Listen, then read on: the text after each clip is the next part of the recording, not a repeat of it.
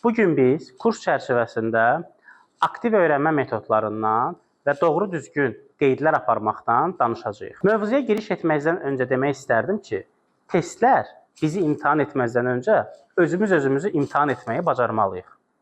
Bugünkü videoda biz aktiv və pasiv öyrənmə anlayışlarını və aktiv öyrənmənin müxtəlif metodlarından danışacağıq. Bundan başqa, mühazirə və seminarlarda keçirilmiş dərsləri oxumaq, eləcə də öyrənmək bizim üçün normal ola bilər. Amma bu, uğurlu olmaq üçün heç də yetərli deyil. Oxumazdan öncə nə oxuduğunu anlamaq aktiv öyrənmənin ilkin şərtidir. Dərslərdəki oxunmalı materiallarla bağlı özümüzə verməli olduğumuz əsas suallar bunlardır.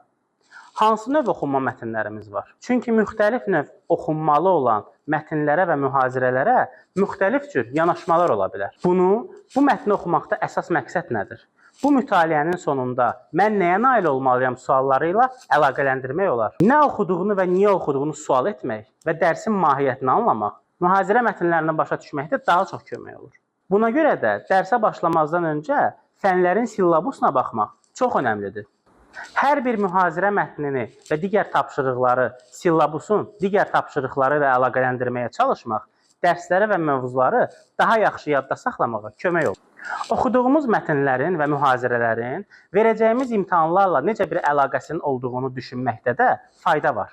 Bundan başqa, verilmiş mühazirə mətnlərinin niyə məhz tapşırıq olaraq verilməsi sual önündə düşünmək çox vacibdir. Dərsləri dinləyərkən vizuallaşdırma bacarıqlarımızı da işə salmaq əhəmiyyətlidir. Xüsusilə mühazirəçi müəllimlərimiz mühazirələrlə bağlı əsas ideyaları təqdim edərkən bu ideyaları beynimizdə canlandırmaq dərsi daha yaxşı başa düşməyimizə kömək olacaq. İndi isə videomuzun ikinci hissəsinə keçək. Belə ki, aktiv öyrənmənin digər vacib şərtlərindən biri də doğru və düzgün qeydləri aparmağı bacarmaqdır. Biz niyə qeydlər edirik və ya niyə etməliyik? Mühazirə mətnlərində doğru qeydlərin aparılması mətnlərdəki əsas fikirləri aydınlaşdırmağa imkan verir. Bundan başqa, daha çox və daha az vacib olan informasiyaları müəyyən etmək üçün mürəkkəb və qeyri-müəyyən informasiyaları daha nəzarət olunan və asan qavranılan etməkdən ötürü qeydlər aparmaq çox əhəmiyyətlidir. Bəzən mühazirə mətnlərini oxuyarkən mövzu ilə əlaqəli özümüzdən əlavə fikirləri də qeyd etmiş oluruq. Bunun əhəmiyyəti keçdiyimiz informasiyaların niyə bu qədər vacib olmasını bizə anlatmaqdan ibarət. Mühazirələr zamanı effektiv qeydlər aparmaq aktiv öyrənmənin ən vacib üsullarından biridir və bir neçə mühüm əhəmiyyət daşıyır. Bunlardan birincisi qeydlərin yadda saxlama və anlama bacarıqlarına təsiridir. Mühazirələr zamanı deyilənləri yazmaq informasiyanın beyində daha uzun müddətli qalmasına kömək edir. Qeydlər aparmaq tələbələri aktiv dinləməyə və əsas fikirləri seçməyə məcbur edir. Növbəti vacib məqam tələbənin daha yaxşı təşkilatlanmasıdır. Qeydlər mühazirə mövzusunu strukturlaşdırır. Əsas anlayışları və nümunələri ayırd etməyə imkan verir. Nəticədə dərs sonrasında mövzunu təkrar edərkən tələbələrə daha asan olur. Daha bir vacib məqam təkrarlama və imtahan hazırlığıdır. Belə ki, qeydlər imtahana hazırlığı üçün ən əsas mənbələrdən biridir. Öz sözlərimizlə yazdığımız qeydlərimiz yaddaşımızda dərsliklərdən daha tez canlanır. Qeydlərlə bağlı fokuslama və motivasiyanı da misal gətirə bilərik. Belə ki, qeyd aparmaq dinləyicinin diqqətini yayındırmır. Əksinə, tələbənin dərsdə aktiv iştirakını təmin edir. Pasiv dinləmədən fərqli olaraq öyrənməni daha məhsuldar edir. Hər kəsin yazı stili şəxsi öyrənmə üslubuna görə fərqli ola bilər.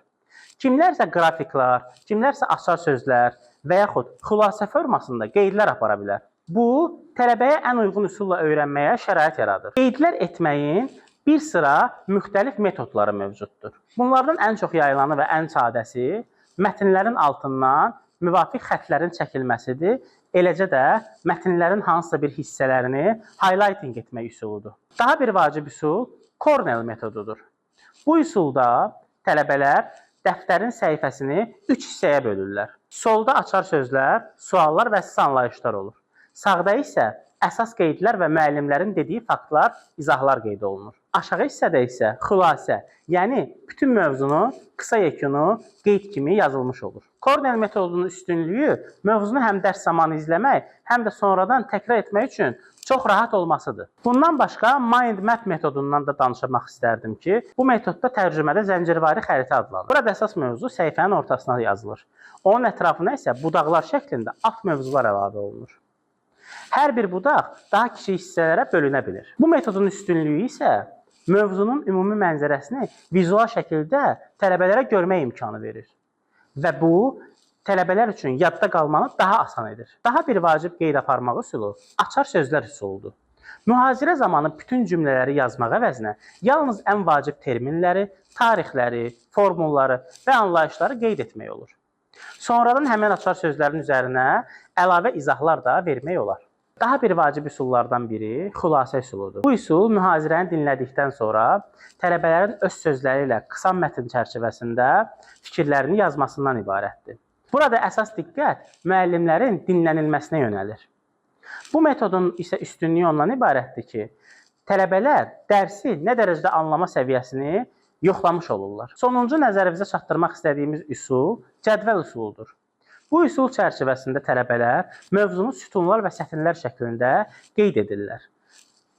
Misal üçün, müqayisələr, üstünlüklər və çatışmazlıqlar və s. Bu üsulun üstünlüyü ondan ibarətdir ki, tələbə gənclər faktları bir-birlərlə daha tez müqayisə edə bilir və fərqləri asanlıqla görmüş ola bilir.